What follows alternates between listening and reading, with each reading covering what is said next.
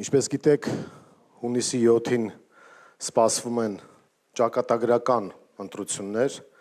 այդ ընտրությունները շատ կարևոր նշանակություն են ունենալու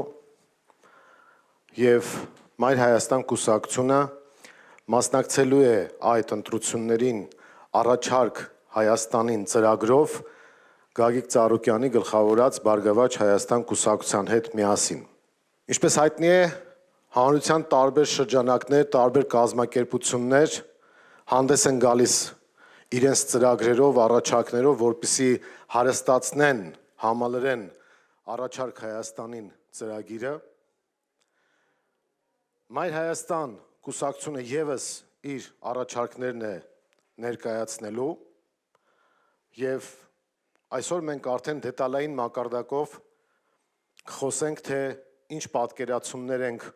ուզում կյանքի կոչել և ինչպես ենք ուզում փոխել այս իրավիճակը։ Նախքան բուն կետերին անցնելը 1-2 գնահատական կներկայացնեմ ընթացիկ իրավիճակի հետ կապված, ուրեմն Ալիևը և տեղական նշանակության Ալիևը համատեղ ահաբեկչական գործունեություն են իրականացնում հայ ժողովրդի, Հայաստանի Հանրապետության քաղաքացիների դեմ։ Ալիևը հայտարարում է, որ ինքը ամիսներ անց կարող է չճանաչել Հայաստանի Հանրապետության տարածքային ամբողջականությունը, այսինքն ավելի մեղմ տարբերակով ասում է, որ կարող է պատերազմել, ագրեսիայի դիմել, իսկ վարչապետի Հայաստանի վարչապետի պաշտոնը զբաղեցնողը էլ ավելի ագրեսիվ ալիևություն է անում և հայտարարում է, որ կոնկրետ սեպտեմբերին լինելու է ագրեսիա պատերազմ, եթե հանկարծ ինքը չվերընտրվի։ Այդ տրամաբանությամբ ստացվում է, որ Հայաստանի ներքաղաքական կյանքում իդեմս քաղաքացիական պայմանագրի քվեարկվելու է ոչ թե Նիկոլ Փաշինյանը որպես ապագա կամ վերարտադրվող վարչապետ, այլ քվեարկվելու է Ալիևը։ Եվ սա ամենախայտառակ իրավիճակն է, որը մենք ունենք Հայաստանի Հանրապետությունում։ Հետևաբար պետք է շատ հստակ երկընտրանք լինի մեր ընտրողների համար։ Մեր ընտրությունը լինելու է Հայաստանի Հանրապետություն, թե Արևմտյան Ադրբեջան, արժանապատվություն, թե նվաստացում, բարեկեցություն բոլորի համար, թե իշխող նեղ խմբակի։ Շատ պարզ ընտրություն է, որը մենք պետք է կատարենք միասին։ Առաջին կետը մեր 10 առաջարկների կոչվում է երաշխավորված խաղաղություն։ Մենք դրական ենք գնահատում այն, որ ընդդիմադիր խոսույթի մեջ, ընդդիմադիր շրջանակների խոսույթի մեջ հայտնվել է այս ձևակերպումը, որը մենք ամիսներ առաջ էինք առաջ քաշել և կարծում ենք, որ սրա բովանդակությունը պետք է բացահայտել։ Ուրեմն իշխանությունը, որը ներկայացնում է պատերազմի և պարտության կուսակցությունը, բոլորիս մեղադրում է, որ մենք պատերազմ ենք բերում, բայց իրականում պատերազմի կուսակցությունը քաղաքացիական պայմանագիրն է, մենք ներկայացնում ենք խաղաղության կուսակցությունը։ Պատերազմի ագռավները հագել են խաղաղության աղավնու հագու կապը և խաբում են ժողովրդին։ Այս առումով փաստորեն Ալիևը ավելի անկեղծ է և չի խաբում, որ որևէ խաղաղություն չկա Հայաստանի հետ, կա ընդամենը միակողմանի զիջումներ։ Ուրեմն օրվա իշխանությունը Հայաստանը դարձրել է դոշի բրոշկա և այսպես կոչված ուրախ ավտոբուսով շրջում է մարզերում և խաբում է ժողովրդին, թե իբր խաղաղություն է բերել, բայց Ալիևը պայթեցրեց այդ ուրախ ավտոբուսը և ցույց տվեց, որ իրական եւ երաշխավորված խաղաղություն չկա, իսկ եթե կա, ապա այդ խաղաղության երաշխավորը հենց ինքը Ալիևն է։ Մեր պատկերացրած երաշխավորված խաղաղությունը ինստիտուցիոնալ բնույթ ունի եւ մենք ասում ենք, որ ոչ թե խաղաղությունն է անվտանգության երաշխիքը, այլ ճիշտ հակառակը, անվտանգային համակարգ ապահովելով է հնարավոր հասնել խաղաղության։ Ուրեմն մեր պատկերացած երաշխավորված խաղաղությունը ունի հետևյալ բաղադրիչները։ Առաջին, դա հայկական բանակի վերականգնումն է։ Առաջին եւ թիվ 1 երաշխավորը մեր անվտանգության հայկական բանակն է, որը պետք է ձգտի դեպի պրոֆեսիոնալիզմի։ Հայաստանի բանակը իշխանափոխությունից հետո կհամալրվի ժամանակակից զինանոցով, կզարգացվի տեղական ռազմաարդյունաբերությունը։ Բանակի սպայական կազմը պետք է համալրվի բարձրակարգ կադրերով, իսկ նրանց կենցաղային պայմանները կդրվեն որակապես նոր հիմքերի վրա։ Բանակի պրոֆեսիոնալ մասը կավելացվի երկարաժամկետ պայմանագրերի կնքումով, սահմանների պաշտպանությունը կդրվի պրոֆեսիոնալ կադրերի վրա։ Հատուկ ուզում եմ ընդգծել, որ մենք կարծում ենք, որ 18 տարեկան զորակոչիկները չպետք է ծառայության անցնեն երկրի սահմաններում եւ այլ վտանգավոր դիրքերում։ Բանակը զորակոչիկի համար կդառնա ռազմական արվեստ ուսանելու, կրթվելու վայր, այլ ոչ թե կվերածվի վտանգավոր գործունեության ու հարկադրաբար կորսված ժամկետի։ Եվ ընդհանրապես բանակում ծառայելը պետք է քարոզվի որպես մշակույթ, ռազմական գործունեություն իրականացնելը որպես բարձր մշակույթ եւ բարձր հարգանք վայելող գործունեություն, որի հետ կապված մենք պետք է մեր բոլոր ջանքերը ներդնենք եւ քանի բանակից ենք խոսում, ես առաջարկում եմ բարձր ծափահարություններով մեր զինվորականներին ողջունել։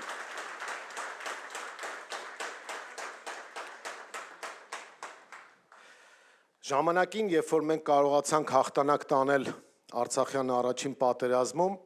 ընդունված էր եւ դրա հիմքերը կային, որ մենք ունենք տարածաշրջանում ամենամարտունակ բանակը, նկատի էր առնվում Հարավային Կովկասը։ Հիմա մենք այդ իմիջային կոմպոնենտը կորցրել ենք, բայց մենք 5 տարվա ընթացքում լրիվ հնարավորություն ենք ունենալու եւ պետք է բոլոր ջանքերը ներդնենք, որպեսզի վերականգնվի հայկական բանակի իմիջը։ Ու քանի որ մենք երաշխավորված խաղաղությունից ենք խոսում, նաև պետք է հաշվի առնենք, որ այս իրավիճակը առաջացել է Արցախյան պատերազմի հետևանքով, որտեղ ցավալի պարտություն ենք կրել եւ կորցրել ենք Արցախը, սրա հետ կապված դիրքորոշումներ է պետք արտահայտել, ուրեմն հստակ առանց ձևականության եւ հուզականության ասեմ։ Մենք գտնում ենք, որ նա ում սիրտը չի ցավում Արցախի կորստի համար, սիրտ ու հոգի չունի ու մեծ հաշվով հայ չի։ Բայց նա, ով ասում է, որ իշխանափոխությունից հետո անմիջապես մենք հետ կբերենք Արցախը, նա խելք չունի կամ արկածախնդիր է։ Արցախի հետ կապված մեր դիրքորոշումը հետևյալ կերպ ենք հայտնում։ Արցախի թեման փակված չէ, քանի որ կան էթնիկ զտման ենթարկվածներ։ Մենք գտնում ենք, որ արցախահայության վերադարձի իրավունքը պետք է դրվի Հայաստանի արտաքին քաղաքական օրակարգում եւ դրա հետ կապված միջազգային բոլոր խոշոր խաղացողները որևէ խնդիր չունեն։ Բացի Հայաստանի իշխանությունից ու Ալիևից, ոչ մի միջազգային կենտրոն, լինի դա Ռուսաստանը, Միացյալ Նահանգները, Եվրոմիությունը, որևէ խնդիր չեն տեսնում արցախահայության վերադարձի իրավունքի պաշտպանության հետ կապված։ Ուրեմն այս հարցը հայտնվելու է մեր օրակարգում։ Երկրորդը, արցախահայության սոցիալական եւ այլ միջազգայինորեն պաշտպանված իրավունքները պետք է նորից հայտնվեն մեր օրակարգում, ինչպես որ աշխարհում ընդունված է, օրինակ Թուրքիան միլիարդավոր դոլարներ է ստանում փախստականների հետ կապված, նույն Եվրոմիությունից ասում է, որ դուք պետք է ինձ ֆինանսավորեք, որպեսզի նրանք չգան Եվրոմիություն եւ այլն։ Մենք այդպիսի խնդիր չունենք, մեր արցախահայ քույրերն ու եղբայրները պետք է Հայաստանում լինեն, իհարկե պահելով վերադարձի իրավունքի հնարավորությունը, այդ հարցը միջազգայինորեն քննարկելու հնարավորությունը, բայց նրանց սոցիալական եւ այլ տիպի իրավունքները պետք է պաշտպանվեն եւ Եվրոմիությունը, որի ներկայացուցիչները Մակրոնը, Բորելը, Ուրսուլա ֆոն դեր Լայենը, Միշելը, որոնք ուղիղ պատասխանատվություն են կրում Արցախում տեղի ունեցած էթնիկ զտման համար, իրենց երկրներում պետք է լոբինգ անեն, որ գոնե ինչ-որ չափով իրենց մեղքը քավեն եւ Արցախահայությանը կոնկրետ եւ ուղիղ եւ էական աջակցություն տան, որովհետեւ 22 թվականի հոկտեմբերի 6-ին Պրահայում հենց այս մարդկանց միջնորդությամբ է Արցախը հանձնվել Ադրբեջանին, իհարկե տեղական Ալիևի ձեռքերով, բայց նաև նրանց հրահրմամբ, միջնորդությամբ եւ դիմացը խոստանալով աթոռի պաշտպանություն։ Այ հիբրիդային պատերազմը հենց այդտեղից սկսվեց նաև։ Երբ որ քարոզեցին, որ կպահպանենք անվտանգությունը, Արցախայության համար հնարավորություններ կստեղծենք, բայց բերեցին էթնիկ զտումներ։ Այնպես որ իրենց մեղքը թող քավեն, ճիշտ է Բայդենը հիմա գնացել է, որը նույնպես մեղավորություն ունի, գլխավոր քավորներից մեկ ինքն է եղել նաև։ Բայց այս շրջանակները, այս գլոբալիստական շրջանակները, որոնք Արցախը հանձնեցին Ադրբեջանին, որպեսզի հակառուսական իրենց գիծը առաջ տանեն, իրենք մեղավորություն ունեն եւ այդ մեղքերը պիտի քավեն եւ Արցախահայության վերադարձի իրավունքի մեջ ներգրավվելով եւ սոցիալական ու այլ տիպի իրավունքներ պաշտպանելով Արցախահայության համար։ Սա է մեր գլխավոր եւ հիմնական մոտեցումը Արցախի հետ կապված։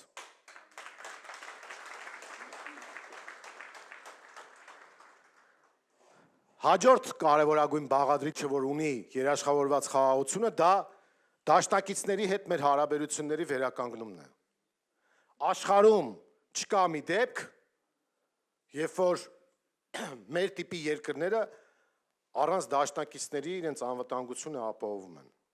ՄԱԿ-ի անդամ բոլոր երկրները նայեք, Եվրոմիությունը մի ամբողջ հսկայական հարուստ Եվրոմիությունը լրիվ այլ հովանոցի տակ է։ Տալիս է արդյոք դաշնակիցը 100%-ով երաշխիք, որ կլինի խաղաղություն եւ անվտանգություն։ Ոչ, մենք տեսնում ենք, թե ինչ են կատարվում Պարսից ծոցում։ Բայց դա ավելի բարձր երաշխիք է մեր պարագայում լինելու, քան Ալիևի տված երաշխիքը։ Այսօրվա Հայաստանի իշխանության առաջարկած մոդելը դա Ալիևի երաշխավորությամբ խաղաղությունն է, որը մենք տեսել ենք, թե իրենից ինչ է ներկայացնում։ Ուրեմն մեր պատկերացմամբ անվտանգության ապահովման կարևոր բաղադրիչը այդ դաշնակցային հարաբերությունների վերականգնումն է։ Ուրեմն առաջին հերթին պետք է վերականգնել Ռուսաստանի հետ հարաբերությունները այն դարձնելով վստահելի։ Եթե այս վարվող քաղաքականությունը մնա, մենք չենք ունենա դաշնակից։ Լիարժեքորեն պետք է վերականգնենք Հայաստանի անդամակցությունը ՀԱՊԿ-ին։ Դա թվում է, թե ոչ պոպուլյար այսօր ձևակերպում է, որովհետև եւ քարոզությամբ, եւ նաեւ ինչ-որ օբյեկտիվ հարցադրումներով եւ Ռուսաստանը եւ ՀԱՊԿ-ը խնդիրներ են առաջացրել, հարցեր են առաջացրել Հայաստանի քաղաքացիների մոտ, բայց ասեմ ձեզ, որ մենք մասնագիտական եւ քաղաքական առումով ավելի լուրջ եւ ավելի առարկայական հարցեր ունենք մեր դաշնակից Ռուսաստանին եւ ՀԱՊԿ-ի հետ կապված։ Բայց մենք այդ հարցերը բարձրացնում ենք եւ բարձրացնելու ենք ոչ թե թշնամություն ապահովելու, ոչ թե դրսի ուժերի ձեռքին մանրադրամ դառնալու համար, այլ այդ խնդիրները լուծելու համար։ Այլ հարցը, երբ որ դու բարեկամաբար բոլոր սուր հարցադրումները բարձրացնում ես եւ քննարկում ես լուծում գտնելու համար, այլ հարցը, եթե դու դառնում ես Ուրսուլաների եւ մյուսների ձեռքում մանրադրամ, որպեսզի հակառուսական գիծ վարես, կալանավորում ես ՀԱՊԿ-ի քարտուղարին, հայ ազգի, հակառուսական գիծ ես որդեգրում, հետո սկսում ես նրանց վրա բարդել քո բոլոր խնդիրները եւ այդպիսով անում այն, ինչ որ իրենց երկրների հետ արել են Սաակաշվիլին ու Զելենսկին։ Հիմա Վրաստանի իշխանությունները այդ ճանապարհով չեն գնում, դրա համար դարձել են արևմուտքի աչքի գրողը։ Եվ արևմուտքում չեն թաքցնում, ասում են մենք ձեզ հո Եվրոմիություն բերելու համար չէինք ընկերություն անում ձեր հետ։ Մենք ձեզ օգտագործում էինք Ռուսաստանի դեմ, հիմա որ դուք չեք օգտագործում ձեր ժողովրդի արյան ու ձեր տարածքների գնով, մենք սկսում ենք ասել, որ դուք ժողովրդավար չեք, որ դուք վատն եք, քխեք։ Իսկ ահա Հայաստանի իշխանությունը համաձայնել է մանրադրամ դառնալու, դրա համար նրա ուսին թպտպացնում են Եվրոխորհրդարանի տարածքում ծափահարում են այնպես, ինչպես մարդիկ ծափահարում էին հայտնի վեպի մեջ Շարիկովին եւ ասում են, որ փայլուն իրավիճակ է։ Ուրեմն մենք հակառակն ենք անելու։ Մենք Ռուսաստանի հետ վերականգնելու ենք կապերը եւ դաշնակցային հարաբերությունները, հապկի հետ էլ վերականգնելու ենք մեր կարգավիճակը, որովհետեւ սա խայտառակություն է, սկիսահղիությունը, բայց բոլոր հարցերը առաջ ենք քաշելու։ Իրանը մեր հարևան բարեկամ երկիրն է եւ եթե կուզեք այսօր Իրանը կռիվ է տալիս նաեւ Հայաստանի համար։ Այդպես է ստացվում։ Իրանի հետ կապերը մենք պետք է խորացնենք, բայց չխառնվենք այս հակամարտության մեջ եւ վերցնենք ակտիվ դիտորդի կարգավիճակ, այսինքն ինչքան որ հնարավոր է, որպեսզի նպաստի Հայաստանի իր ուժերի չափով խաղաղության հաստատմանը եւ այլն, ապա դա մենք պետք է կյանքի կոչենք։ Բայց խորացնելը պարտադիր է։ Երաշխիքներից մյուս կետը դա կոմունիկացիոն խաչմերուկ դառնալն է, որի մասին մի քիչ ավելի դետալային քիչ անց կխոսենք։ Այդ կոմունիկացիոն խաչմերուկը հյուսիս-հարավը եւ արևելք-արևմուտքը իրական ապաշրջափակումն է Հայաստանի, այլ ոչ թե այն միջանցքը, որ տվել են ու ասում են, թե իբր Հայաստանը շրջափակվել է, Ադրբեջանից էլ Ադրբեջանի տարածքով բենզին ու ցորեն է գալի, ասում են, տեսեք, Ադրբեջանը ապաշրջափակել է, սուտ է դա, բլեվ։ Այդ տրամաբանությամբ Թուրքիան էլ է ապաշրջափակել, որովհետև Թուրքիայից էլ ապրանքներ Վրաստանի միջոցով գալիս են, ընդ որում 30 տարի են արդեն գալի։ Բայց խո մենք չենք խոսում, որ ապաշրջափակվել է այդ ամեն ինչը։ Ուրեմն իրական կոմունիկացիան պետք է ապահովել։ Հիմա կոնկրետ Հայաստան-Ադրբեջան հարաբերություններում ինչ մոտեցումներ պետք է որդեգրենք։ Ուրեմն հաշվի առնելով մեր եւ Ադրբեջանի ժողովուրդների անցած պատմությունը, շատ դժվար գործընթաց է սպասվում, բայց պետք է լուծել այդ հարցը եւ անպայման այդտեղ պետք է լինի միջնորդ երաշխավոր։ Այսօր իշխանությունը Հայաստանի բանակցում է Ադրբեջանի հետ առանց միջնորդի, համենայն դեպս իրենք այդպես են ասում եւ առերևույթ այդպես է երևում։ Դա նշանակում է Ալիևը պետք է անընդհատ պահանջի, սրանք պետք է անընդհատ զիջեն։ Իսկ դա միակողմանի խաղ է, որը մեզ տանելու է պարտության։ Հետևաբար մեզ միջնորդ երաշխավոր է պետք եւ այդ միջնորդ երաշխավորի պարագայում մենք տեսնում ենք հնարավորություն, որ 5 տարվա ընթացքում կարող ենք ամբողջականացնել Ադրբեջանի հետ սահմանագծումը եւ սահմանազատումը։ Ինչի՞ դա կարևոր։ Շատ կարևոր է, որպեսզի մենք կարողանանք լրացուցիչ հնարավորություն ստանալ խաղաղությունը ապահովելու եւ նաեւ որոշակի հստակություն մտցնել հարաբերություններում։ Իսկ դա այդ միջնորդի դերում մենք տեսնում ենք առաջին հերթին Ռուսաստանում, որի քարտեզներով կարող ենք նաեւ իրականացնել սահմանագծումը եւ սահմանազատումը եւ որի միջնորդությամբ ու երաշխավորությամբ հնարավոր է բարձրացնել անվտանգային մակարդակը։ Հակառակ պարագայում կրկնեմ, ստացվում է, որ Ալիևն է մեր երաշխիք տալու։ Հայաստանն ու Ադրբեջանը եւ մենք բանակցային գործընթացի հիմքում դա ենք դնելու, պետք է պարտավորվեն չմիջամտել միմյանց ներքին գործերին։ Օրինակ Ադրբեջանի պահանջով սահմանադրություն չպիտի փոխվի։ Ինչը հիմա արվում է։ Հայ-ադրբեջանական հարաբերություններում բացի Արցախայցյան վերադարձի իրավունքից նաև պետք է դրվի գերիների հարցը։ Գերիների հարցը այն ինդիկատորն է, որը ցույց է տալու Ադրբեջանը անկեղծ է խաղաղության հասնելու ձգտման մեջ, թե ոչ։ Մեր համար դա ոչ միայն արժանապատվության եւ բարոյականության հարց է գերիների վերադարձը, այլ նաեւ անվտանգային համակարգին է վերաբերում, որովհետեւ եթե գնում ենք խաղաղության, բայց գերիներին պահել են, ուրեմն նշանակում է, որ պատանդների միջոցով են ուզում մեր վրա ճնշում կիրառել։ Դա պետք է բացառվի։ Հաջորդը, որը մտնում է նաև այս բաղադրիչի մեջ, դա հայ-թուրքական հարաբերություններն են։ Հայ-թուրքական հարաբերությունների կարգավորման հարցում Հայաստանի գլխավոր խնդիրը պետք է լինի առավելագույնս հայ-ադրբեջանականից այդ հարաբերությունները տարանջատելը։ Հիմա դրանք 100%-ով փոխկապակցված են դարձել այս իշխանությունների նաև համաձայնությամբ, եւ Թուրքիան անընդհատ ասում է գնա Ադրբեջանի պահանջները բավարարի, հետո կգաս կխոսենք, բավարարի, հետո կգաս կխոսենք, այդպես բավարարելով վերջում կարող ենք հասնել Երևանին ու անունը դնեն, որ եթե դա չանենք, ապա պատերազմ կլինի։ Սևանը չտանք պատերազմ կլինի, Երևանը չտանք պատերազմ կլինի, հետո վերջում կասեն դե Հայաստանը չտանք պատերազմ կլինի, ավելի լավ է տանք պատերազմ չլինի, եւ Հայաստանն էլ չի լինի այդ դեպքում։ Ուրեմն հայ-թուրքական հարաբերությունները մենք կողմ ենք, որպեսզի կոմունիկացիաները ապաշրջափակվեն եւ հաստատվեն միջպետական դիվանագիտական հարաբերություններ, բայց առանց այդ նախապայմանների եւ առանց փոխկապակցվածության։ Իդեպ մենք չենք մեղավոր,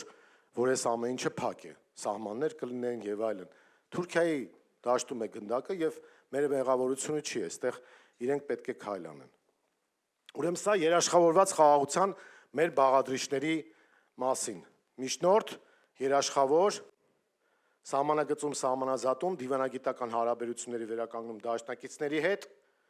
եւ ամենակարևորը հայկական բանակի վերականգնում։ Հաջորդը մեր 10 առաջարկներում մենք վերնագրել ենք հավասարակշռված դիվանագիտություն։ Սրանք այդ տերմինը օգտագործում են, ասում են բալանսավորված են կանոնբան եւ այլն, բայց սուտ են ասում։ Իրենք միակողմանի մանրադրամային քաղաքականություն են վարում։ Հավասարակշռված դիվանագիտություն նշանակում է Հայաստանը չի դառնալու աշխարհաքաղաքական ուժերի բախման թաթերաբեմ, Հայաստանը չի օգտագործվելու որպես հակառուսական գործիք արևմտաթուրքական շրջանակների ձեռքում, Հայաստանը չի մտնելու գլոբալ հակամարտությունների տիրույթ, այլ Հայաստանը համադրելու է աշխարհի ուժեղների շահերը, իր հարաբերությունները լավացնելու է բոլոր հարևանների հետ եւ կառուցելու է կոմունիկացիոն իրական խաչմերուկ, որպեսզի մենք կարողանանք ապահովել իրական խաղաղություն եւ իրական անվտանգություն։ Ուրեմն օրվա իշխանությունները ըստի համեցեքի տարբերակով բերել է Հայաստանը դարձրել է բախումների թաթերաբեմ, մենք դրան դեմ ենք բնականաբար եւ առաջարկում ենք հետեւյալ մոտեցումները։ Խորացնել Հայաստան-Վրաստան հարաբերությունները, դրանք բարեկամականից բարձրացնելով ռազմավարականի մակարդակին։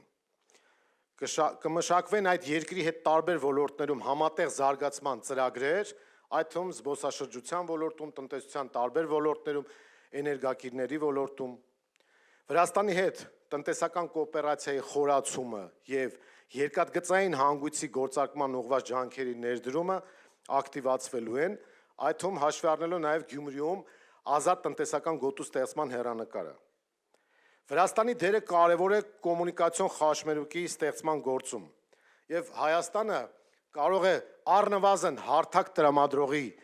ֆունկցիա կատարել Վրաստան-Ռուսաստան հարաբերություններում այն հաշվարկով, որ մեզ ձեռնտու կլինի աբխազական երկաթգծի բացումը եւ մենք պետք է բոլոր ջանքերը գործադրենք, որպեսզի այդ հյուսիս-հարավ ճանապարհի մեջ նաեւ այդ երկաթգծի գործարկումը լինի։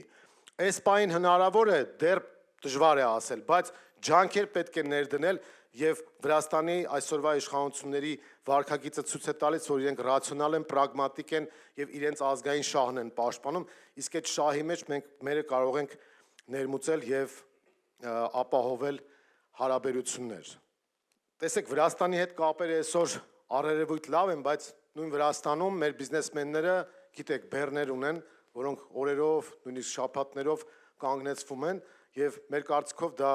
Հայաստանի իշխանության նաեւ մեղավորությունն է առավելապես, որ հայ-վրացական հարաբերությունները չեն կարողացել կարգավորել այնպես, որ այդպիսի խնդիրներ չառաջանան եւ նրանք հակոտնյա ուժեր են ներկայացնում Հայաստանի իշխանությունն ու Վրաստանի իշխանությունը այդ մանրադրամային քաղաքականությունը ընդունել չընդունելու առումով, դրա համար էլ այդպիսի խնդիրները առաջանում են։ Մեր իշխանության պարագայում այդպիսի խնդիրներ չեն առաջանալու, դա մենք ձեզ վստահեցնում ենք։ Հաջորդը հավասարակշռված դիվանագիտության մեջ դա Հայաստան-ԱՄՆ հարաբերություններն են։ Հայաստանը մեր մոտեցումը հետևյալն է, սա էլ հստակ ֆիքսենք, ժողովուրդ ջան։ Հայաստանը հավատարիմ է մնալու Միացյալ Նահանգների հետ ձեռք բերված բոլոր համաձայնություններում, փոխ լրացնելով դրանք եւ առավելագույնս պաշտպանելով հայկական շահը։ Թրիփի ծրագիրը կարող է կյանքի կոչվել մեր երկրի անկախության, իրավազորության եւ Ադրբեջանի հետ փոխադարձության սկզբունքով, այլ ոչ այնպես ինչպես որ հիմա է։ Փաստաթղթում նշված է փոխադարձության սկզբունքը, շատ լավ։ Դա նշանակում է, որ մենք պետք է շահկապենք այդ նախագծի կյանքի կոչումը Հայաստան-Իրան երկաթգծային եւ ավտոմոբիլային երաշխավորված կապի ապահովման հետ, այդ թվում Նախիջևանի տարածքով։ Եթե ադրբեջանցիները ուզում են Հայաստանի տարածքով անխոչնդոտ ճանապարհ ունենալ դեպի Նախիջևան, մայր իրենց հատվածից դեպի Նախիջևան, մենք էլ Նախիջևանի տարածքով նույն տրամաբանությամբ պետք է ճանապարհ ստանանք դեպի Իրան։ Հաջորդը Ադրբեջանի տարածքով նույն տրիպի փոխադարձության եւ սկզբունքներին համահունչ պետք է ավտոմոբիլային եւ երկաթգծային ճանապարհ ստանանք դեպի Ռուսաստան, Ադրբեջանի տարածքով։ Կգանք ընդհանուր համաձայնության, շատ լավ կոմունիկացիաները կապաշրջափակվեն, իսկ ով կլինի դեմ, օբյեկտիվորեն եւ լեգիտիմության առումով ոչ մեկ դրան դեմ չի կարող լինել, այդ թվում Ադրբեջանը։ Ուրեմն այս առումով կարծում եմ Միացյալ Նահանգներն են շահագրգիռ, որովհետև Միացյալ Նահանգների տարբեր շրջանակները ասում են, որ տրիպը ռիսկային նախագիծ է, որովհետև անվտանգության համակարգ չկա, ամեն ինչ փխրուն է, խաղաղությունը, չկան երաշխավորներ, եւ այստեղ պատկերացրեք այն դեպքն է լինելու, երբ որ կոմունիկացիաների ապաշրջափակման մեջ շահագրգիռ են լինելու Ռուսաստանը, Չինաստանը, Միացյալ Նահանգները, Իրանը, Հնդկաստանը եւ բնականաբար մենք որպես տարածաշրջանի երկիր եւ տարածաշրջանի մյուս երկրները, ինչն էլ կարող է բերել իրական ապաշրջափակման։ Այս տրամաբանության մեջ մենք շարունակելու ենք մեր բարեկամական հարաբերությունները Միացյալ Նահանգների հետ։ Հաջորդը Հայաստան-Եվրամիություն հարաբերություններ։ Այստեղ մի քիչ խնդիրներ կան այն առումով, որ մարդկանց խաբել են, թե իբր Եվրամիությունում մեզ սպասում են, Եվրամիությանը կանդամակցենք, լավ կապրենք եւ այլն, սուտ Եվրամիությունում մեզ չեն սպասում, բայց Եվրամիությունը մեր գործընկերն է, բարեկամն է եւ SEPA-ի շրջանակներում մենք պատրաստ ենք զարգացնել Եվրամիության հետ հարաբերությունները, արժեհամակարգային, կառավարման բարեփոխումների, եվրոստանդարտները կառավարման մեջ ներդրումներու առումով, բայց ինչ վերաբերում է արժեքներին, ապա մենք մեր ավանդական արժեքները պաշտպանելու կողմնակից ենք եւ այն գրեհկությունները, որ այս այնտեղից քարոզում են, եւ այս նոր սահմանության մեջ իդեպ այդ առումով այսպես միասեռականության քարոզ են ներդնում հիմա այս նոր սահմանությամբ, մենք դրան դեմ ենք։ Եվրամիության հետ կապված, տեսեք, մենք բոլոր ստանդարտները ապահովել ենք, բանակցում ենք, բայց մեր ժողովրդին մի քիչ Եվրամիության ներկայացուցիչները 4-րդ սորտի մարդ են դիտարկում, կներեք, այդպիսի տպավորություն կա։ Ուրեմն առաջին հերթին դա վերաբերում է առանց վիզային ռեժիմի մեր այցելություններին։ Մենք ունենք համաձայնություն։ Ասենք, այսպես ասած, հերիք ու բոլ եղավ մեր ժողովրդին 4-րդ կարգի մարդ դիտարկելը եւ Հայաստանի դեմ ռասիզմ կիրառելը։ Ինչպես որ Վրաստանում են արել առանց վիզայի ռեժիմի ներդրումը, այնպես է թող Հայաստանում անեն։ Ինչով ենք մենք պակաս։ Մենք փաստորեն մեր քաղաքացիները համ ուզենան տուրիստական այց անեն, փող ծախսեն այնտեղ, այնտեղի տնտեսություններին նպաստեն իրենց մասով, համ էլ այստեղ տանջվեն, որ վիզա ստանան, այդ բյուրոկրատիան, քաշքշուկը, նաև կոռուպցիան, որ կա, սա մեր համար անընդունելի է։ Ընդ որում, այս իշխանության օրոք, այն որ ասում են մենք Եվրամիություն ենք գնում արևմտամետ եւ այլն գծի վրա ենք, այս իշխանության օրոք վիզաների ստանալը ավելի է քաշքշուկը մեծացել եւ բյուրոկրատիզացվել։ Այնպես որ Եվրամիության հետ մեր գլխավոր խնդիրը այդ առանց վիզայի ռեժիմի համակարգի ներդրումն է եւ մենք այս առումով շատ լուրջ բանակցություններ ենք վարելու։ Նաեւ աշխատուժի քվոտաների մասով եւ այլ համակարգերով, ինչպես որ ոչ ԵՄ անդամ մյուս երկրների հետ Եմեն ունի այդ հարաբերությունները։ Մենք այս ամեն ինչը պետք է բանակցենք եւ ներդնենք։ Հաջորդը՝ տնտեսության աճ, որը շատ կարևոր բաղադրիչ է մեր անվտանգության ապահովման համար։ Այն տնտեսական մոտեցումները, որի մասին քիչ հետո կխոսենք, որը որ մենք առաջարկում ենք ներդնել, մեզ հնարավորություն է տալու հաջորդ հնգամյակին 31-ի ավարտին արդեն ունենալ 75 միլիարդ դոլարի համախառն ներքին արդյունք։ Այսօր 27-29 տարբեր թվեր են նշում, բայց ենթադրենք 29 ընդունենք հիմք, 29 միլիարդ դոլարի է հասնում, մենք հնարավորություն տեսնում ենք առաջանցիկ աճի տեմպերով հասցնել 75 միլիարդ դոլարի մեր հնան, ինչը շատ կարևոր բաղադրիչ կլինի անվտանգության ապահովման համար։ Այստեղ մոտեցումները ներմուծման փոխարինումն է, արտահանման խթանումը, օտարերկրյա ուղղակի ներդրումների ներգրավումը, որը այս իշխանությունների օրոք շատ չնչին մակարդակի վրա է եւ եթե չասենք, որ շատերը թողնում հեռանում են, բիզնեսի մեգա նախագծերի իրականացում է լինելու եւ եթե առանձին դետալների մեջ չմտնենք, սա իհարկե որպես նախընտրական դիտարկում, ուրեմն մեկ շնչին բաժին ընկնող հնայի մասը առաջիկա հնգամյակի վերջում կհասնի 25,000 դոլարի, միջին աշխատավարձը 2,000 դոլարի չափ այդ հաշվարկներով եւ նվազագույն աշխատավարձ մենք 27 թվականից պատրաստում ենք սահմանել 150,000 դրամը։ Սա որպես նվազագույն աշխատավարձ։ Հաջորդ առաջարկը, որը մենք վերնագրել ենք որպես հարկային դրախտավայր, իրենից ներկայացնում է հետևյալը։ Ուրեմն հարկը սեփականության լեգիտիմության ապահովման միջոց է նաև եւ հանրության տարբեր շերտերի միջև համակեցության նորմերի պահպանում։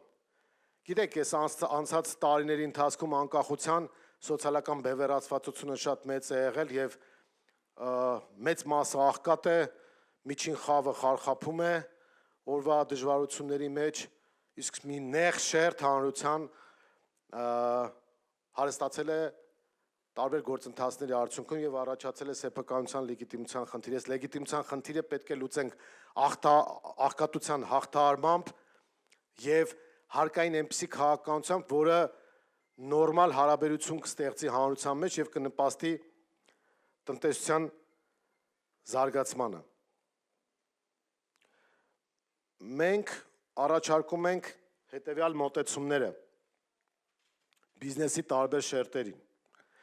Մինչև 60 միլիոն դրամ տարեկան շրջանառություն ունեցող միկրոբիզնեսը ազատվում է հարկերից, այսինքն 0 հարկ միկրոբիզնեսի համար, բայց մինչև 60 միլիոն դրամ տարեկան։ Այստեղ ես չեմ ուզում ասենք պոպուլիզմի գիրք ընկնել կամ ռացիոնալիզմից դուրս գալ, մեր հաշվարկները ցույց են տալիս, որ տարեկան 60 միլիոն դրամ դա իրոք շատ փոքր միկրոբիզնես է, ասենք կարող է կարկատնակների, այսպես մոդայիկ դարձած ուրեմն թխելով վաճառեն կամ փոքր ինչ-որ կրպակ աշխատացնեն, մինչև 60 միլիոն դրամ, 0% հարկ։ 60-ից 180 միլիոն դրամ տարեկան շրջանառության հարկը 1%։ Սա իհարկե ենթադրում է, որ աշխատողների եկամտահարկը պետք է պաշտպանվի, սրա այլ բանի մասն է խոսքը։ Շրջհարկը, գիտեք, փոխարինում է ավելացված արժեքի հարկին եւ շահութահարկին, մենք շրջանառության հարկը մինչև 180 միլիոն դրամը տարեկան, հիմա 115-ի կարգ է, մենք բարձրացնում ենք շեմը, 180 միլիոն մինչև 1% հարկ են վճարում, բնականաբար ՀԴՄ-ն խփելով, որպեսզի մենք շրջանառությունը ֆիքսենք։ Այս թվերը պատահական չեն վերցրել ենք նաև Վրաստանի օրինակը եւ այլ համանման երկրների օրինակները։ Ավելացված արժեքի հարկը հիմա գիտեք 20% է, մենք առաջարկում ենք 17%, հիմա կասեմ թե ինչու։ Եվ շահութահարկը առաջարկում ենք 14%, հիմա կասեմ թե ինչու։ Ուրեմն մենք Վրաստանի հետ, քանի որ պատրաստում ենք եւ կոոպերացիան խորացնել եւ Վրաստանը մեր ամենահամեմատելի հարևանն է, պետք է ունենանք համեմատաբար ավելի լիբերալ եւ ավելի թեթև հարկային դաշտ, քան Վրաստանն։ Վրաստանում ավելացած արժեքի հարկը 18% է, մենք 17 ենք առաջարկում մեր մոտ, որպեսզի ներդրումները այստեղ էլ գան։ Վրաստանի մրցակցային առավելությունները պետք է մենք փորձենք խրախուսել ցածր հարկային բազայով։ Եվ շահութարկը այնտեղ 15-ը մենք 14% ենք առաջարկում։ Ուրեմն այս պայմաններում հայտնի տնտեսագիտական մոդել կա, որի անունը դրեցին մի ժամանակ Ռեյգանո էկոնոմիկա, իսկ գիտական շրջանակներում որպես Լաֆերի կոր, սա այն դեպքն է, երբ որ կարճաժամկետում, երբ որ դու հարկերը իջեցնում ես, միգուցե բյուջետային մուտքերը կարճաժամկետում պակասեն, բայց միջնաժամկետում եւ երկարաժամկետում բյուջետային մուտքերը ավելանալու են մասշտաբի էֆեկտով, որովհետեւ բիզնեսը զարգանալու է եւ քանակական եւ որակական առումով, եւ դու ստանալու ես բյուջեի լրացուցիչ մուտքեր։ Հիմա հարց կառաջանա, բա այդ ճեղքվածքը կարճաժամկետում ինչպես ենք լրացնելու։ Ուրեմն Հայաստանը աշխարհի ամենացածր մոնետիզացված տնտեսությունը ունի։ Սա մի քիչ մասնագիտական ձևակերպումով ասվեց, ես այսպես ասեմ, եթե վերցնում ենք մեր տնտեսությունը համախառն ներքին արդյունքը, անհրաժեշտ է փող, որպեսզի այդ ապրանքներն ու ծառայությունները գնվեն, վաճառվեն եւ այլն։ Փողի մասսան Հայաստանում կանխիկ փողը եւ անկանխիկ փողը միասին համախառն ներքին արդյունքի 42%-ն են կազմում 25 թվականի տվյալներով։ Համատության համար ասեմ, որ Վրաստանում կրկնակի բարձր է կանխիկ փողի շրջանառությունն ու անկանխիկինը։ Այսինքն փողի մասսան ավելի շատ է։ Հիմա այստեղ փողի մասսան փակել են, որպեսզի իբր ինֆլյացիայի դեմն առնեն, բայց համ ինֆլյացիա կա գների աճը, համ էլ տնտեսությունը խեղդվում է փողի բացակայությունից։ Մենք այս կարճաժամկետի համար դրամական զանգվածի ավելացում կանենք, օրինակ Չինաստանի պես երկիրը 100%-ից ավել մոնետիզացիա ունի, դրամական զանգված ավելի շատ է, քան համախառն ներքին արդյունքը, բայց այնտեղ 0% է ինֆլյացիան։ Որովհետև իրանք պետական ֆինանսավորմամբ արտահանման ուղղված բիզնեսի, ենթակառուցվածքների, ռազմաարդյունաբերության ֆինանսավորում են իրականացնում, որը տնտեսությանը զարգանալու շնչելու հնարավորություն է տալիս։ Մենք հենց դա էլ անելու ենք։ Այսինքն դրամական զանգվածի ավելացում, բայց որը չի հանգեցնելու գնաճին, որովհետև դա ոչ թե տպվելու է ու բաժանվի, այլ այդ փողը դրվելու է բիզնեսի մեջ, արտադրության մեջ, ենթակառուցվածքների մեջ եւ արտահանելի կամ ներմուծման փոխարինման ուղղությունների մեջ։ Ահա սա է այն իրատեսական մոտեցումը, որը մենք առաջարկում ենք, կլինեն նաև բիզնեսի տեսակներ, օրինակ ոնց որ ոսկու շուկան է կամ մյուս առևտրի ոլորտներն են, որտեղ մենք կառաջարկենք հաստատագրված վճարներ, որպեսզի եւ հաշվապահությունը հեշտ լինի հարկային այդ մարմինների հետ կապված իրականացնել եւ բիզնեսը հեշտ վարել։ Սա է մեր մոտեցումները եւ այս խաղի կանոնները ներդրվելու են Հայաստանի Հանրապետությունում։ Հաջորդը արժանապատիվ թոշակ։ Ուրեմն տեսեք սրանք ինչ ժուլիկություն են արել։ 23 թվականին նվազագույն սպառողական զամբյուղը հաշվարկվել է 82,000 դրամ։ 23 թվականից հետո այսքան ինֆլյացիա է եղել։ Սրանք հիմա իջացրել են նվազագույն զամբյուղի չափը, չգիտեմ 50-60 ինչ որ թվեր են ասում, որպեսզի այն 10,000 դրամ ավելացվածի ակաժներից sense քաշեն, բերեն հասցնեն այդ նվազագույնի չափին ու ասեն տեսեք մենք նվազագույն սպառողական զամբյուղի չափով թոշակ ենք ապահովել։ Ուրեմն ստախոսություն է դա եւ հանցագործություն մեր թոշակառուների հանդեպ։ Մեր թոշակառուները պետք է արժանապատիվ թոշակ ստանալու հնարավորություն ունենան եւ մենք 27 թվականից եւ փուլային տարբերակով հետագայում ավելացումների տրամաբանությամբ առաջարկում ենք հետեւյալը. նվազագույն թոշակի չափ սահմանել 100,000 դրամը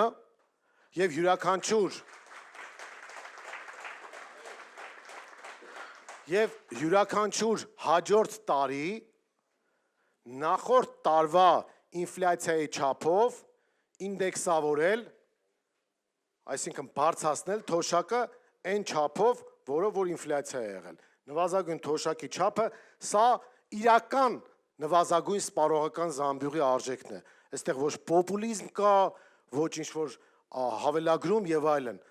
23 թվականին թող բացեն իրենց ինֆլյացիայի տոկոսները նայեն, հաշվարկեն, մտնեն խանութների գները նայեն, առաջնային ապրանքները ինչքանով են թանկացել ու կտեսնեն, որ նվազագույն սպառողական զամբյուղի արժեքը իրականում 100,000 դրամի շրջանակներում է եղել։ Հիմա եթե նույնիսկ տեղական Ալիևները հայտարարում են, որ իրենք այլևս ուզում են թոշակը բերել նվազագույն սպառողական զամբյուղի, ահա թիվը Սա է։ Բայց դա իրենց չի սպառնում, իրենք կուղարկվեն չվաստակած հանգստի, քաղաքական աղբանոց եւ հաջորդ իշխանությունները կապահովեն այս թոշակի չափը մեր թոշակառուների համար։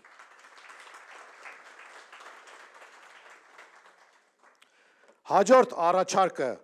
որ մենք անում ենք, դա մատչելի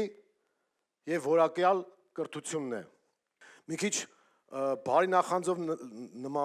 նախանձով լցված հարևան ենք դարել, բայց էլի Վրաստանի օրինակը պիտի բերեմ։ Վրաստանում գիտեք հայտարարվեց, որ բարձրագույն կրթությունը անվճար է լինելու եւ իրենց բյուջեի հետ հնարավորությունները տալիս է։ Հիմա մենք որ տնտեսությունը զարգացնենք եւ այդ հնարավորություն ունենանք, մենք 28 թվականից ամբողջությամբ կհասցնենք, մենք այդ տնտեսական տեմպերը աճի հաշվի առնելով եմ ասում, որ 28-ից ռեալ կհասցնենք, ուրեմն պետական դպրոց, մանկապարտեզ, որը սրանք վճարովի են դարձրել, մանկապարտեզ, դպրոց, միջին մասնագիտական այդ քոլեջները եւ բուհերը լինելու են անվճար եւ պետության կողմից հովանավորվող։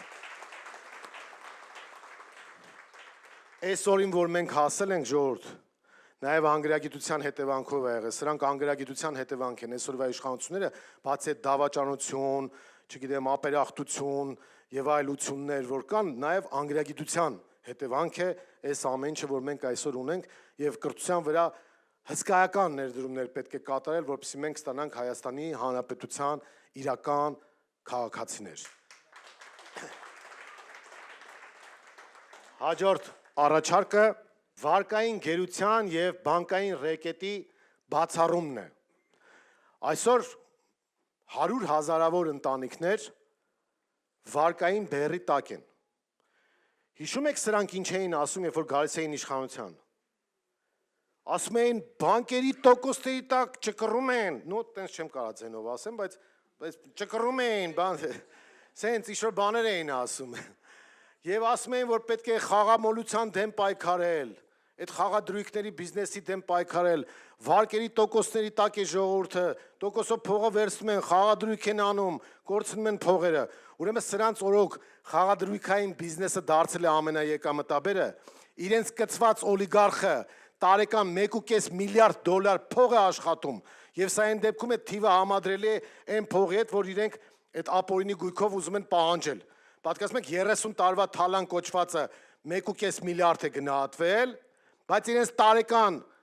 եկամուտը մի օլիգարխի իրենց կծված 1.5 միլիարդ դոլար է դարձել, ընդ որում մեր ժողովրդի դժբախտության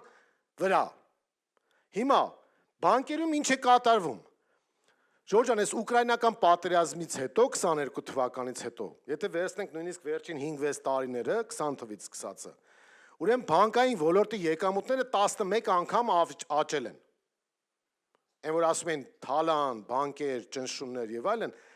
ուշադիր 11 անգամ բանկային ոլորտի շահութաբերությունը աճել է վերջին 5 տարվա ընթացքում։ Տարեկան 1 միլիարդ 100 միլիոն դոլար շահույթ ունեն բանկերը հայ ժողովրդի հաշվին։ Հիմա մեր ժողովրդի եկամտաբերությունը, գնողունակությունը, վճարունակ պահանջարկը,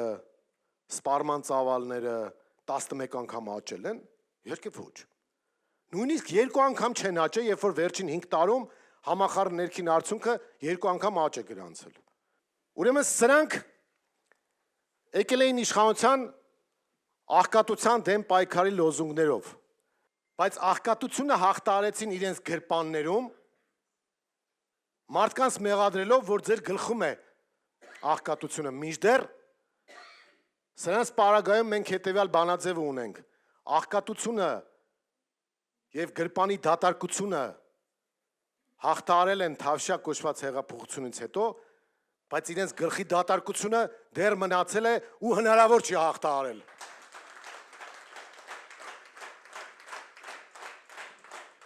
Ինչ ենք մենք առաջարկում։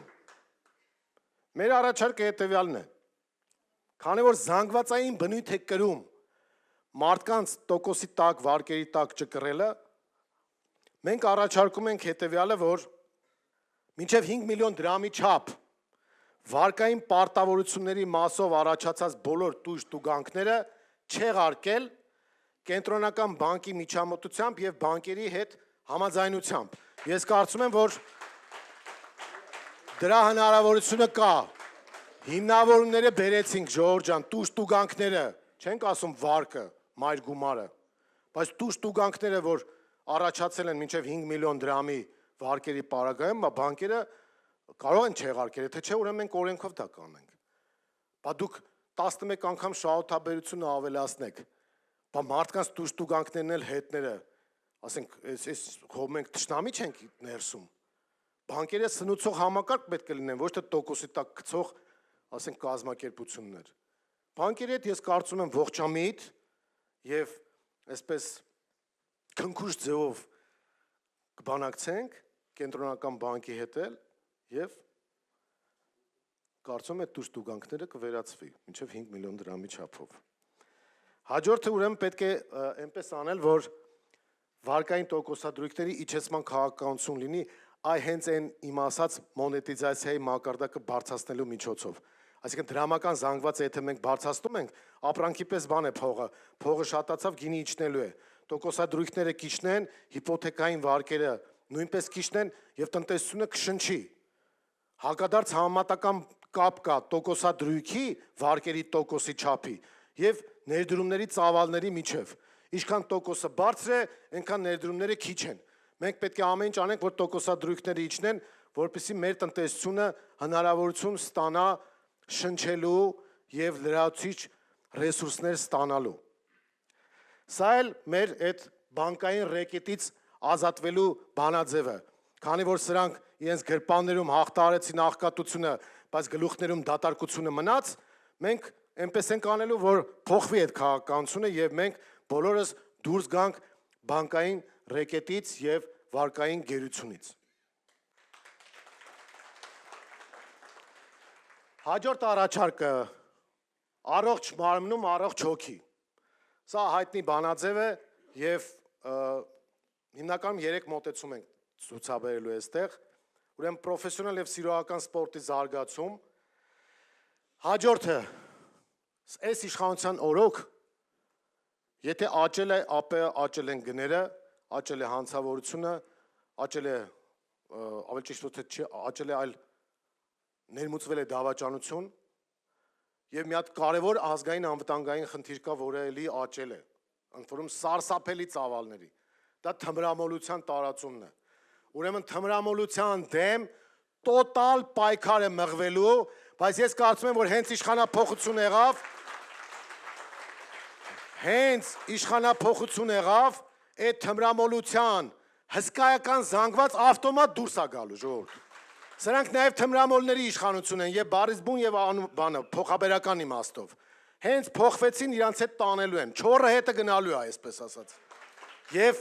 դրա հետ կապված տոտալ պայքար է մղվելու։ Մյուսը առողջապահական ապահովագրման համակարգն է, որը հիմա իրանք ափալ-թափալ արեցին եւ մինչեւ 18 տարեկանների եւ 65+-ի հետ կապված մենք իհարկե այդ համակարգը, որ անվճար առողջապահական ծառայություններ մատուցվեն եւ ցանկը իհարկե նորմատիվ իրավական ակտերով կներկայացվի, բացի այդ մենք 29 թվականից սկսած, ինչու 29, որովհետեւ տնտեսական աճի հնարավորությունները պետք է բերեն բյուջետային մուտքերի ավելացմանը եւ մեզ հնարավորություն տան դա անելու, հաշվի առնելով եւ հարևան երկրի փորձը եւ այլ երկրների փորձերը, մենք հետեւյալ մեխանիզմ ենք առաջարկելու, որը պետք է ներդրվի։ Ուրեմն 29 թվականից սկսած յուրաքանչյուր քաղաքացի իր ծնված օրվանից ուրեմն ստանում է ապահովագրական հաշիվ շնորհիվ պետբյուջեի։ Ուրեմն 1.5 միլիոն դրամի չափով վիրաբուժական միջամտությունների հատկացում գումար, այդ թվում լաբորատոր հետազոտությունների համար։ Սա մասնագիտական առաջարկ է, երբ որ մարդը ստանում է այդ հաշիվը։ Եվ երկրորդ հաշիվը ստանում է 1 միլիոն դրամի չափով ընթացիկ ոչ վիրահատական բուժումների համար։ Ուրեմն քաղաքացիներն այս համակարգի ներդրման դեպքում նրանք ովքեր այդ արտոնյալներից դուրս են, ֆիքսենք, թոշակառուներին դա չի վերաբերում, մինչև 18-ին չի վերաբերում, առանձին խոցելի խմբերին չի վերաբերում, նրանց անվճար այն ինչ որ կա, ապահովագրական համակարգի։ Սա այն քաղաքացիներն են, ովքեր որ դուրս են այդ համակարգերից, իսկ դա մոտարապես 1 միլիոնի չափ է անում։ Ուրեմն այդ քաղաքացիները այդ վճարը, որ ստանալու են, վճարում են իրենց բուժման ծախսերի 30%-ը, մնացած 70%-ը ֆինանսավորվելու է այդ հաշիվներից, որը բացվում է իրանց անվան դիմաց։ Ոնց որ անհատական կൂട്ടակային հաշիվներ կան, այնպես էլ առողջապահական ապահովագրական հաշիվներ են լինելու։ Սա ամբողջությամբ հնարավորություն կտա լուծել այդ առողջության պահպանման հետ կապված խնդիրը եւ մենք կարծում ենք, որ 2 տարի անց արդեն հնարավոր է լինելու այդ համակարգը ներդնել, հիմնվելով այն տնտեսական աճի վրա, որը որ մենք նախատեսում ենք։ Ինչ վերաբերում է բժիշկներին, հիմա մենք բազմաթիվ ահազանգեր ենք ստանում, որ բժիշկները համարժեք չեն փոխհատուցվում այս ապահովագրականի վճարի հետ կապված, որ կա, ապահովագրական համակարգի հետ կապված կա իրավիճակ եւ բժիշկները, այսպես ասած, մեծ ճնշման տակ են, մեծ նագրուսկայի տակ են, բայց համարժեք չեն վճարվում եւ այդտեղ մի քիչ խառնաշփոթ է առաջացել։ Մենք առաջարկում ենք այդ բժիշկների հետ կապված կոնկրետ վճարումները ապահովել ըստ իրենց աշխատանքի քանակի, դա արդեն զուտ հաշվարկային process է, որը հիմա մենք չենք ներկայացնում, բայց մեխանիզմը այն է, որ իրենք պետք է ողջամիտ եւ համարժեք վճար ստանան իրենց չարչարանքի դիմաց։ Սա է մեր առողջ մարմնում առողջ հոգի առաջարկի գլխավոր կետերից մեկը։ Հիմա անցնենք արդեն հաջորդին, այստեղ կարող եք ծափարել։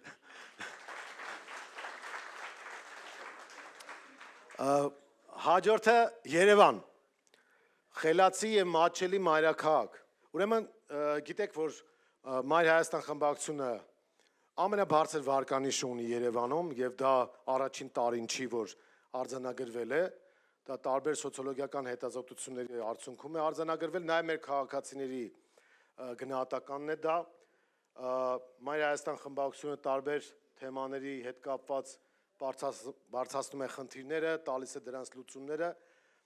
եւ մենք առաջարկներ ունենք նաեւ Երևանի հետ կապված։ Իհարկե այդ առաջարկները մի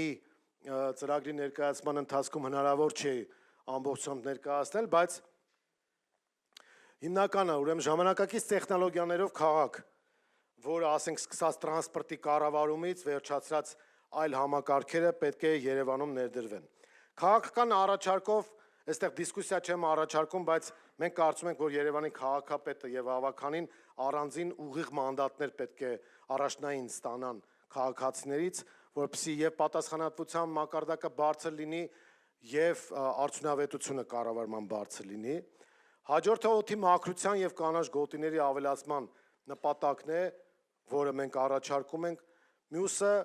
արժանապատիվ եւ մատչելի քաղաքային տրանսպորտի ապահովումն է, գիտեք, սրանք թանկացրել են, մենք մեր մոտեցումներն ունենք եւ նույնիսկ եթե այդ թանկության պարագայում իրենք չեն կարողացել արժանապատիվ տրանսպորտ ապահովել, իսկ արժանապատիվը գիտեք որն է, որ երբ որ դու գրկված չես, կքված չես, ժամանակին են գալիս, ուրեմն ավտոբուսների սպասման սպասասրահները կահավորված են, այսինքն անձրևի տակ չես մնում, ձյան տակ չես մնում, ցեխը չի շպրտվում քո վրա, չնայած Երևանի անձրևները հենց մի քիչ գալիս են, միանգամից մենք դառնում ենք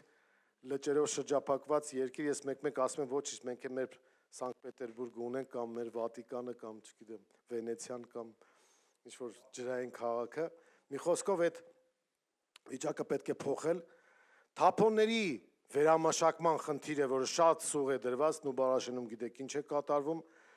համայնքի եւ մասնավորի համատեղ ֆինանսավորման միջոցով վերգետնյա եւ ստորգետնյա ավտոկայանատեղիների կառուցում, որը հնարավորություն կտա համ բեռնաթափել քաղաքը, համ էլ մարդկանց հնարավորություն տալ, որպեսզի իրենք կայանեն։ Դուք գիտեք ավտոկայանատեղիների հետ կապված Մայր Հայաստանը դատի է տալիս, անընդհատ դատերը հաղթում է այդ կարմիր կապույտ կետագծերի հետ կապված, որ թանկացրել են, սրանք էլ պադոշ երեսով անընդհատ շարունակում են թանկ պահել ու հաշվի չեն առնում, թե ինչ է որոշել դատարանը, բայց մենք հետևողական ենք լինելու եւ բնականաբար իշխանափոխությունից հետո դե գիտեք արդեն Երևանում ինչ կկատարվի կոնկրետ ավականիում եւ այլ քաղաքների ավականիներում մենք անմիջապես չեղարկելու ենք կարմիր եւ կապույտ կետագծերով թանկացման որոշումը։ Դա նաև մեր պարտքն է, դա նաև դատարանի որոշում է, այնպես որ այստեղ նույնպես մոտեցումը հստակ է։ Հաջորդը հին երևանցիների դեմ պայքարում են, նոր երևանցիների դեմ պայքարում են։ Ընդհանրապես տպավորություն է, որ ուզում են պատժել երևանցիներին, որ իրենց ձայն չեն տալիս եւ որի արդյունքում իրենք շատ կտրուկ բարձրացրել են գույքահարկի չափը։ Դա որևէ տնտեսական էֆեկտ, բացի սոցիալական հակադրությունների էֆեկտը չի առաջացնում։ Կարող է բյուջետային մուտքերը ավելանում են, բայց Երևանը այլ հնարավորություններ ունի։ Հիմա նորից բերեմ մեր հարևանների օրինակը։ Հիմա նայեք Թբիլիսիում ինչ վիճակ է։ Բյուջեն ավելի շատ, գույքահարկը չկա, որովհետև բիզնեսի միջոցով են իրենք համալրում իրենց բյուջեն Թբիլիսիում։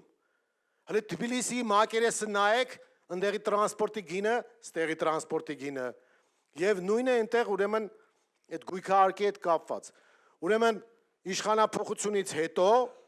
մենք առաջարկելու ենք օրենսդրորեն կրկնակի կրճատել գույքահարկի չափը Երևան քաղաքում։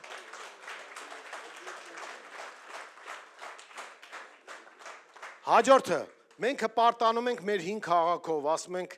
այսքան հազարամյա քաղաք եւ այլն, եւ Էրեբունի թանգարանի հատվածը դա ապացուցում է, բայց եթե նկատել եք ինքը ընդհանուր համակարգից դուրս է մնացել։ Այսինքն Երևանի տուրիստական գոտու համակարգից կամ Երևանի շնչի հետ կապված, իմիջի հետ կապված համակարգից դուրս է մնացել, ուրեմն մենք պետք է ամեն ինչ անենք, որպեսզի այդ Ուրարտու Էրեբունի նոր համալիրը ինքը դառնա գլխավոր այցեքարտերից մեկը եւ եթե ոչ ամենագլխավորը, իսկ դա հնարավոր է զարգացնել։ Հաջորդը կասկադի ամբողջականացում եւ զարգացում։ Ուրեմն կասկադը կիսատ է, այդտեղ պետք է ներդրումներ արվեն եւ ամբողջականանա կասկադը եւ դառնա մեր քաղաքի հիմնական դիմագծերից մեկը, ոնց որ այլ մայրաքաղաքներում մենք դա տեսնում։ Ուրեմն սա Երևանի հետ կապված, իհարկե առանձին դետալների հետ կապված իմ գործընկերները իրենց մոտեցումները հիմա կներկայացնեն քիչ անց, բայց սա է մեր հիմնական առաջարկները։ Ուրեմն հիշեցինք կարմիր կապուտ կետագծերի թանկացման չեղարկում, գույքահարկի կրկրակի կրճատում եւ արժանապատիվ տրանսպորտ երևանցիների համար խելացի կառավարման համակարգի ներդրման միջոցով։ Իսկ Մայր Հայաստանը ինչպես որ աշխատել է, շարունակելու է աշխատել եւ երևանցիների վստահությունը արդարացնելու է, մենք էլ հուսով ենք, որ երևանցիները մեր վստահությունը կարդարացնեն հունիսի 7-ին։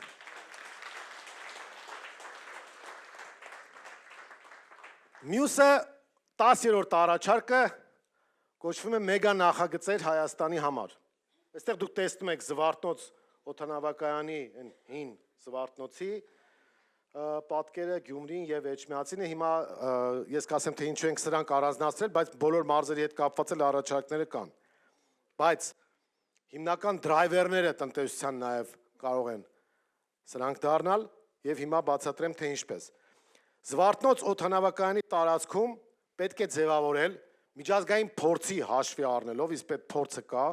պետք է ձևավորել ազատ առևտրի կամ այսպես կոչված օֆշորի գոտի ֆինանսական եւ ոսկու խապ դարձնելու հեռանկարով։ Այստեղ նաեւ կստեղծվի բիզնես գոտի միջազգային բիզնես գրանցելու եւ վարելու, ինչպես նաեւ կրիպտո արժույթներ թողարկելու եւ շրջանառելու համար։ Սա միջազգային մասշտաբի բիզնես կենտրոն դարձնելու հնարավորություն է, որի պոտենցիալը Հայաստանը ունի։ Հատկապես, երբ որ Միացյալ այդ Էմիրություններում, Դուբայում խնդիրներ են առաջացել, իրենք էին դարձել, հիմա եթե մենք իրական խաղաղության համակարգը կառուցում ենք, երաշխավորված խաղաղություն ենք ունենում, կոմունիկացիաները բացվում են եւ անվտանգային համակարգի մակարդակը բարձրացվում է, նաեւ հաշվի առնելով այդ ռուս-ուկրաինական այդ բախումները եւ այդ պատերազմը եւ հաշվի առնելով որ Հայաստանը այսպես թե այնպես տարանցիկ գոտի է դարձել ոսկու համար, մենք պետք է ոչ թե ոսկին մեր դիմացով անցկացնենք այսպես, եկավ գնաց ինչ-որ մարդիկ հարստացան այդ ՔՊ-ի շրջանակներից, այլ պետք է այնպես անել, որ ոսկին այստեղ մնա եւ այստեղ մեզ հարստացնի եւ այդ առումով Զվարթնոցի տարածքում պետք է գործի այդ համակարգի ներդրումից հետո թանկարժեք մետաղների առևտրի միջազգային կենտրոն, որը ներառելու է 1 գրամ ոսկու հետ կապակցված ազգային կրիպտոարժույթ,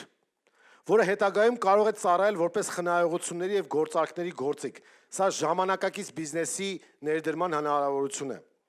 Պետականորեն ներդնել կրիպտոարժույթ, ոսկու հետ կապված,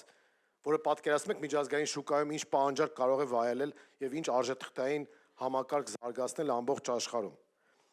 Այս գոտու շրջանակներում կգործի առաջինը թանկարժեք մետաղների մեծ անվտանգ պահեստարան։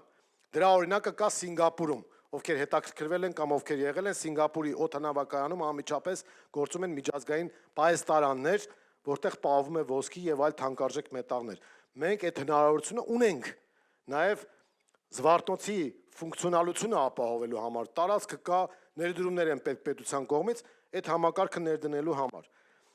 Հենց Սինգապուրի օրինակով։ Երկրորդը հումքի վերամշակման եւ թանկարժեք մետաղների ջարդոնի ձուլակտորների ու մետաղադրամների վերացման համար նախատեսված վերամշակման գործարան, որը կօգնի աջակցել ոսկե կրիպտոարժույթի թողարկմանը։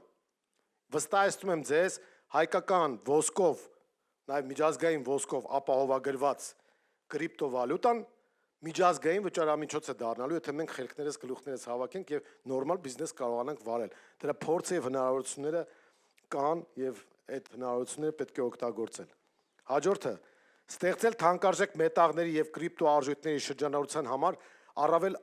բարենպաստ օրենսդրություն, որը կօգնի Հայաստանը վերածել տարածաշրջանային ֆինանսական կենտրոնի։ Սա իհարկե պահանջում է առանձին օրենսդրական կառուցակարգեր, նորմատիվ իրավական ակտեր, բայց եթե պետությունը այս գործը կարողանա կյանքի կոչել, այս գաղափարը, իսկ մենք դա անպայման անելու ենք, ես ես վստահեցնում եմ Հայաստանը միջազգային կոոպերատիվների մեջ է մտնելու, եթե դու ուղիղ փոխկապակցում ես կրիպտովալյուտան ոսկու հետ։ Իսկ այդ հնարավորությունը մենք ունենք։ Սա Զվարթնոցի մասով։ Հաջորդը, դուք գիտեք, որ Մայր Հայաստանը ծրագիր է առաջարկել Գյումրիում ազատ տնտեսական գոտի ստեղծելու եւ հարկային ռեժիմի առումով ազատ քաղաքի ռեժիմ սահմանելու մասով եւ այդ մեր առաջարկը բացի ԿՊ-ից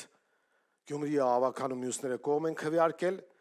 եւ այդ ծրագիրը կա, արդեն ամբողջական փաթեթը կա եւ Գյումրիի ընտրություններում մենք հենց այդ փաթեթով ենք ներկայացրել գյումրեցիներին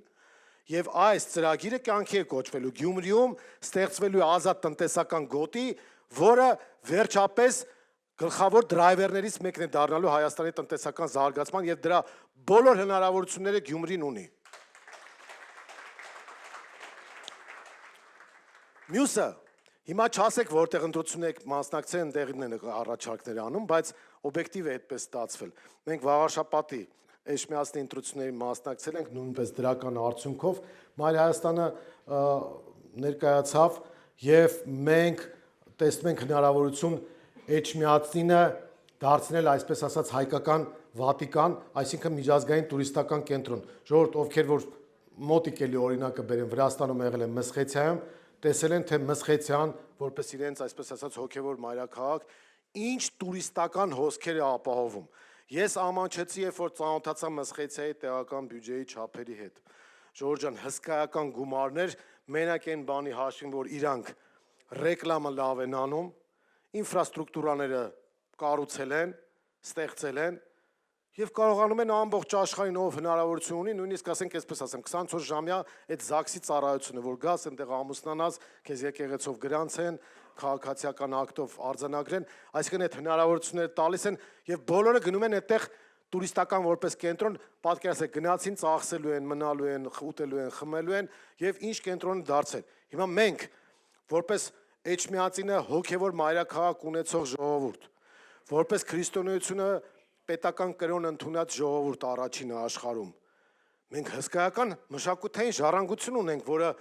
միջազգային տուրիստական կենտրոն դարձնելու հնարավորություն է տալու Էջմիածնին, համ այրոպորտին մոտիկ, համ մայրաքաղաքին մոտիկ, համ այդքան մշակութային հնարավորություններ եւ Էջմիածինը զարգացնելու հնարավորություն ենք մենք ունենալու եւ մենք կարծում ենք, որ նաեւ հաջորդ տնտեսական դրայվերներից մեկը հենց հայկական Վատիկան ստեղծելու, Վատիկան ասում եմ, այն իմաստով բիզնես կենտրոն ամբողջ աշխարհը գնում է, չէ՞, այնտեղ։ Ուրեմն մենք էլ մեր հայկական Վատիկան ունենք, որը այն որ ասում ենք, որ էջմիածին էինք, իրանք հələ շատ հեռու էին, բայց այս առումով մենք ունենք հնարավորություն միջազգային տուրիստական կենտրոն դարձնելու ու քանի էջմիածնին անդրադարձանք, մենք չենք մոռացել, չէ՞, որ այս սատանաները հարձակվել են հայ առաքելական եկեղեցու դեմ եւ քթները պատին են տվել եւ մենք շարունակելու ենք պաշտպանել հայ առաքելական եկեղեցուն եւ մեր ծափարություններով հիմա կողջունենք հայ առաքելական եկեղեցուն։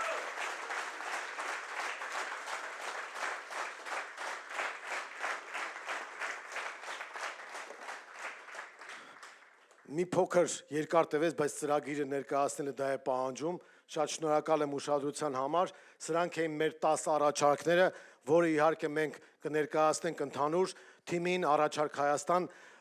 ծրագրի շրջանակներում կքննարկենք եւ կհարստացնենք։ Այս առումով մենք կարծում ենք, որ այս անաստվածների, այս անհայրենիքների, այս դավաճանների իշխանությունը պետք է վռնդվի ու Հայաստանում ձևավորվի նոր ազգային իշխանություն